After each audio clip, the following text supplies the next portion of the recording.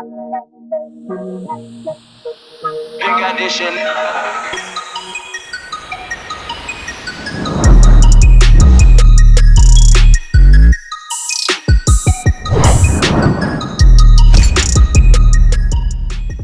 What's up, you guys? TechChucker here, and I've got a review for you of the Neca Alien vs. Predator arcade style Mad Predator.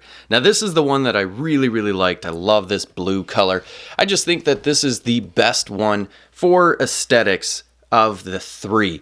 But let's not waste any more time. Let's go ahead and crack this thing open and take a closer look. So the articulation on this is pretty much the same as all of the others, but we'll go through it really quick. His head is on a ball peg, and he can look up this far, which is actually a pretty decent amount.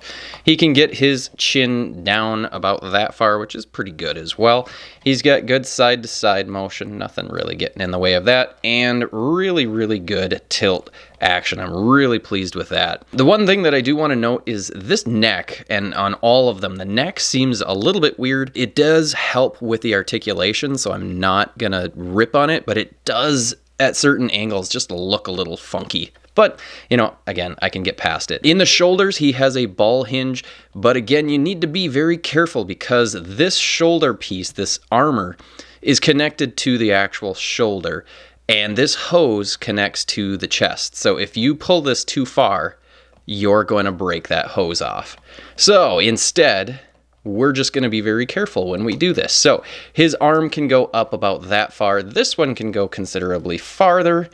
Maybe not considerably, but it can go farther. If we didn't have the hose, it could probably do a full 360. This one can certainly do a full 360 over here. Moving down into the elbow, be careful. There is a hose that connects from the tricep down to the wrist gauntlet thing.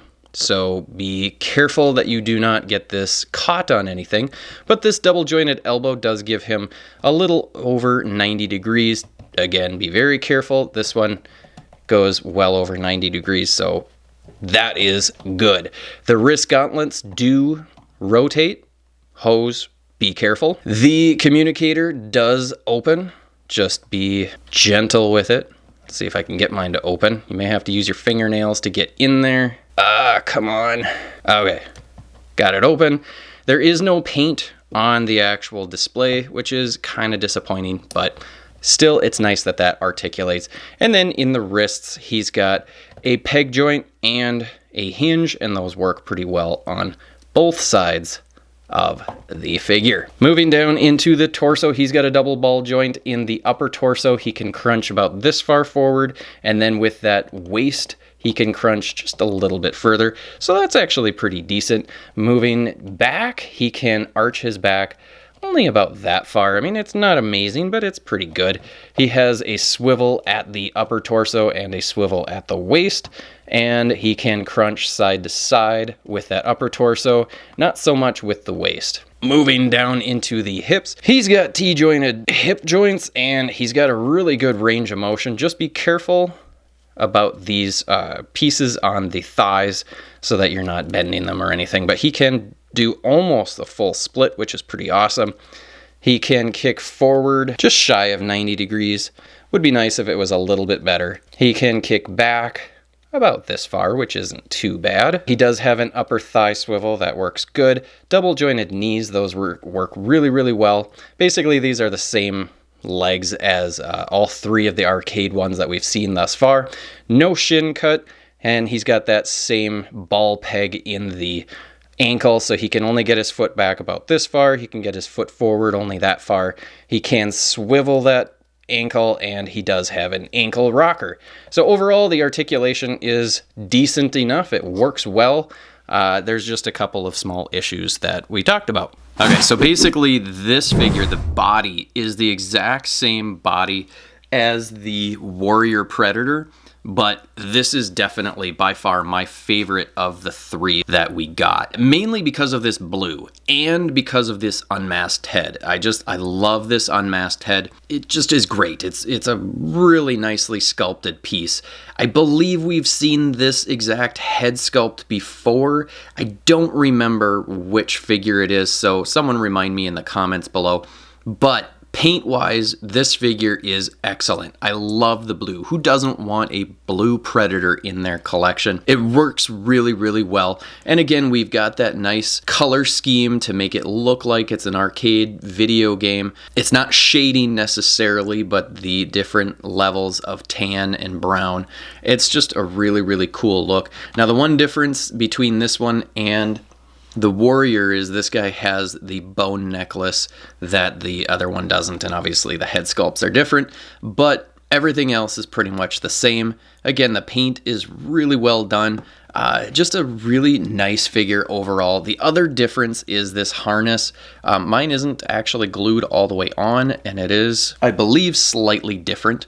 I could be wrong on that, but it is. Mine is not fully attached. It is attached over here, just not this strap over here. Otherwise, pretty much the same. Nice paint here, really good detail here in the pouch, and again we get that cool arcade paint styling going down the legs. The knee pads are pretty cool. There's some really nice detail that's actually sculpted in to make it look like it's a little rough and worn, so that is awesome. I'm very, very pleased with that. Overall, the sculpt and paint is just really nice on this guy. And let's take a look and see just how tall he is. And he's coming in at roughly 8 inches tall. Not super, super tall. So we're going to do a quick comparison and see how he compares to the rest of them in that wave. So we've got the Warrior Predator here, which is basically the same body mold, and they're about the same height. And then we've got Hunter Predator. He comes in and he's just a hair taller, just a little bit. And then we're gonna throw in the Fugitive Predator from the movie, the latest movie, and he is a little bit taller than the rest of them combined. Well, not combined, if we put them on top of each other, he would not be taller. But you can see that's a good size comparison right there. And then, of course, we need to have Deadpool in here just to see how he compares to our Mad Predator. And he's considerably shorter, but not that much shorter compared to, say, the Fugitive Predator. And as far as accessories go, this Mad Predator figure comes with the least number, which would be a bit disappointing, except I like this one a lot more, so I can live with it, and I'm fairly pleased with it anyway. But he comes with a face hugger, which we've seen before. If you recently got the Alien Xenomorphs, they both came with, I believe, this exact same one. It's got nice paint, it's got a articulated tail so that you can put that into different positions. The legs are not really articulated, but they're bendy enough, so that is cool. And then he comes with a chest burster as well, which is really cool. I like this. I can never have too many of them, but that looks really cool. Nice paint. They did try to do that video game paint style on both of these.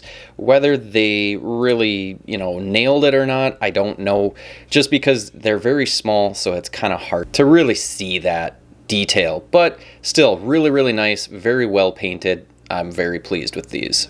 And then last but not least, he comes with his shoulder cannon, which obviously we gotta have with all of our Predator figures.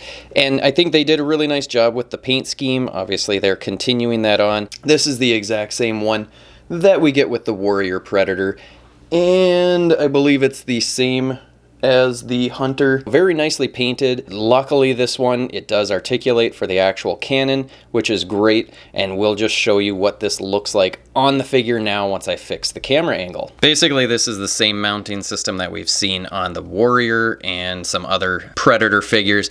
Basically there is a tab right here, and it kind of points up, and that goes right in on the bottom here, and then you push this into a tab that goes into the top of his shoulder. This can get a little bit hokey to try and get this. Make sure that his dread hose things are not getting in the way, and then just go ahead and pop that on. Put the cannon in the right position. And the nice thing is this doesn't really hinder the articulation of the head all that much. Sometimes when you put the cannons on, it can definitely hinder it. Make sure that the necklace doesn't get in between, otherwise that's not going to be a very tight fit. But overall, I am very pleased with this figure. I do wish that we got some alternate hands. It would be cool to have an alternate head. Would have been cool to have alternate heads in all of these, but we didn't get that this time. More weapons or accessories for this particular one would have gone a long way, since we only get the chest burster and the face hugger and the cannon. That is a little disappointing. A spear would have been cool, or some smart discs. That would have been awesome. But in the end, it's always nice to get more accessories. So let me know in the comments below what you think of this figure. Do you love it? Do you hate it? Are you getting all of the figures? I just would like to know. So let me know in the comments below. Make sure you hit the like button. Hit the subscribe button if you haven't already. What are you waiting for? Just do it. And until next time, I'll see you later.